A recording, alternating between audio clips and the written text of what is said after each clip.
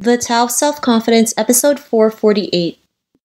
Welcome to the Tao of Self-Confidence, where I share stories of amazing women who have discovered their inner journey to self-confidence. Visit our website at thetaoofselfconfidence.com. Your inner journey to self-confidence awaits.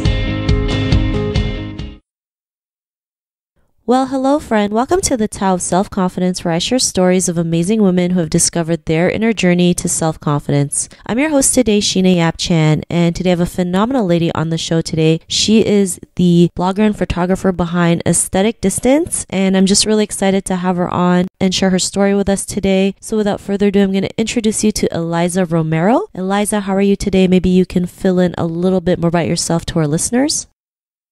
Sure. Hello, Sheena, and hello, everybody. I am the style blogger and fashion photographer and pop culture critic behind the blog Aesthetic Distance. I publish my outfit photos every week within a personal blog post. Usually those blog posts are about my feelings about race, especially when it comes to Asian American issues, fashion, gender, politics, anything really. As far as my photography, I also shoot fashion editorials for my blog using my own personal style aesthetic, and I always try to book male and female models of color.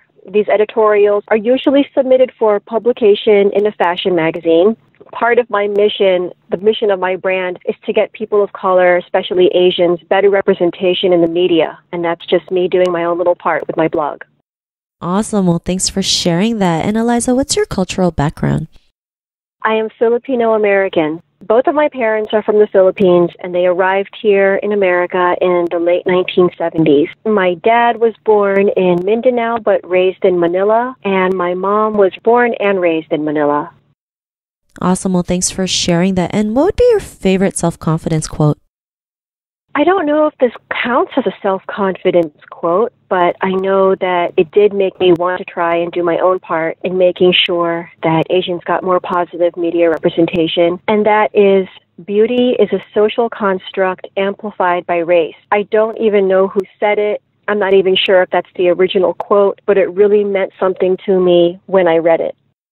Awesome. Well, thanks for sharing that. And I think that's a great quote, especially as women, especially women of Asian descent. Sometimes we're so ashamed of who we are culturally. We have to realize it's a part of who we are, and it's what makes us beautiful, right? The more we celebrate it, the more we can go out there and be proud of who we are and ourselves in the process. So I really love that you mentioned that quote. And in your own words, how do you define self-confidence?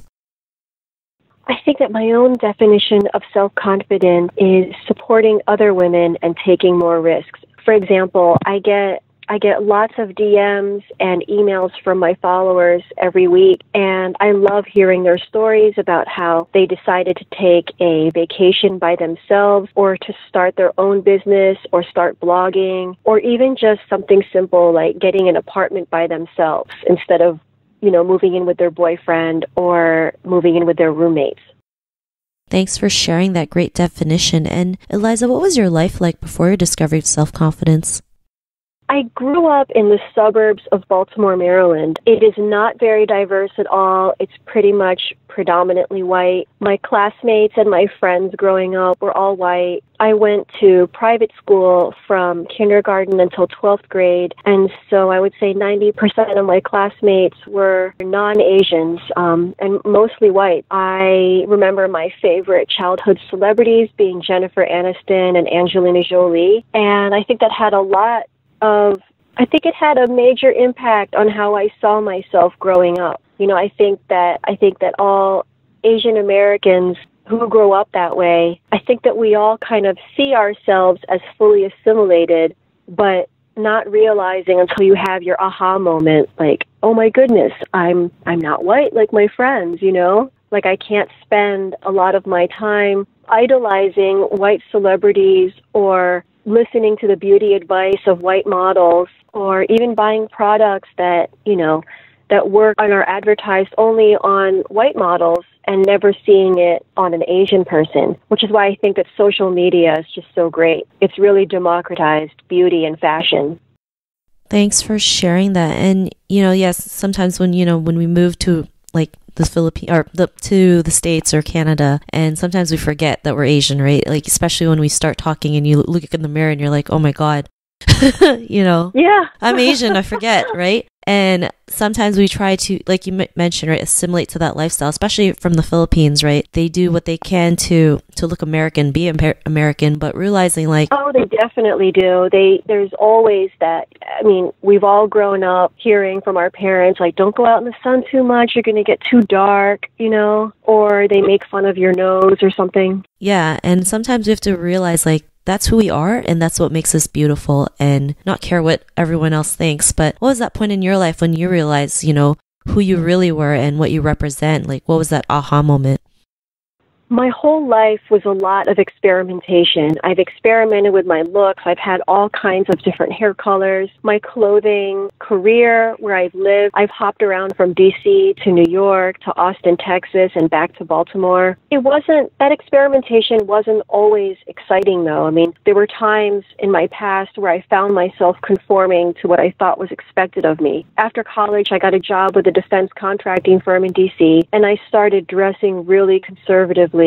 And I even tried to get one of my tattoos removed. And it wasn't me, and I wasn't happy. And I think that what made me even more unhappy is that so many of my friends and family applauded what I was doing. So that's when I decided to quit my job, and I moved to Austin, Texas, I think to do a little bit of soul searching. I wanted to be away from everyone I knew, and I just wanted to be myself on my own terms. Somewhere along the way, I read that quote that I mentioned earlier, beauty is a social construct amplified by pop culture, and that it really inspired and moved me. That was my aha moment. You know, I think that so much of what we think and do is controlled by what we look at in the movies that we watch, who our favorite celebrities are, who and what we see on television, who's popular at the moment, what kind of clothing is in style, the political climate.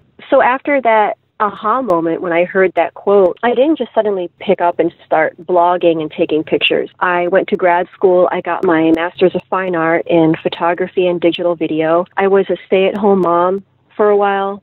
It was a years-long process of really finding myself and getting comfortable with who I was. I think I'm still evolving. I didn't start my blog until I felt really comfortable in my own skin and my mission. And now everything I do, every decision I make fits into my mission and worldview. Thanks for sharing that. And I love how you mentioned that, you know, you didn't start, you know, your blog until you knew it felt right. You knew it was in alignment of you and what you represent and who you are. And I think sometimes we forget that, right? Sometimes we feel like, why isn't this coming right now, right? But not realizing like sometimes you just need to work on yourself a little bit and figure out what is it that you want to represent, or what is it that you want to give back to the world, or who you really are in the process. Because like you mentioned, you know, like the media is so, you know, heavily influenced on looks and you know, what the external looks like, not realizing like we can just go out there and be our true selves and, you know, do what we want to do, what makes us happy, what makes us feel good, how we can help others, and, you know, the right people will come to us. And sometimes it's not as easy as it looks, right? We're going to have days where we feel like quitting. We're going to have days where we don't want to do anything, but, you know, this journey makes it so worth it. You know, like you're doing what you love, what you represent, what your mission's all about. And, you know, to the woman who's listening to your episode, you know, they may be going through a similar journey. What would be that self-confidence tip you would give to them? I think too often women are so concerned with risk. They overestimate the risk and they underestimate the reward. So if you want to I'm going to use my followers as an example. If you want to take a solo vacation to Southeast Asia or South America, you should just go ahead. Don't wait for a group of friends to hop on board with you. It's so hard. It's so hard to wait on other people. Just do it yourself when you make that decision. Or if you want to start your own business, you should just go ahead. You have to do things on your own, and I think it's important to be alone for a while. I think many times women are afraid of what people will think of them. I know that I was for a long time. So I think that women should do the exact thing that they're afraid of doing. And I actually wrote this down. There's a quote that backs up my advice, and it is, "Fortune favors the bold, and you'll never know what you're capable of if you don't try." And that was written by Sheryl Sandberg, who wrote Lean In. Thanks for sharing that great tip. And I love how you mentioned sometimes we overestimate the risk and underestimate the rewards. It's so true, you know, especially as women, we overanalyze every single thing that could go wrong, not realizing. We overthink things, and then we overthink overthinking things. Yeah, like we could be the greatest analyst in the world. So I think that's a great reminder. Like, we should focus on what could go right, what we could, opportunities out there for us. So I really love that. So thanks for sharing that. And if our listeners wanted to get to know a little bit more about you and what you do, or check out your blog, is there any links or social media profiles we can connect with? Yes, I am very active on my blog and on Instagram. My blog is www.aestheticdistance.com. And on Instagram, I also go by Aesthetic Distance, just all one word. Awesome. Well, thanks for sharing that. And to our listeners, if you want to connect with Eliza, you can also head on over to thetowofselfconfidence.com and search for Eliza's name. Her show notes will pop up along with everything else that we talked about. And I just really want to thank Eliza for taking the time to share her story and tips with us on self-confidence. So thank you so much. Thank you, Sheena. Not a problem. It was really great having you on the show. And to our listeners, be on the lookout for another new episode of another amazing woman's journey to self-confidence. And we'll talk to you soon. Bye for now. Thank you for tuning in to another amazing episode of The Tao of Self-Confidence. Get your free audiobook by visiting our website at thetowofselfconfidence.com. Your inner journey to self-confidence awaits.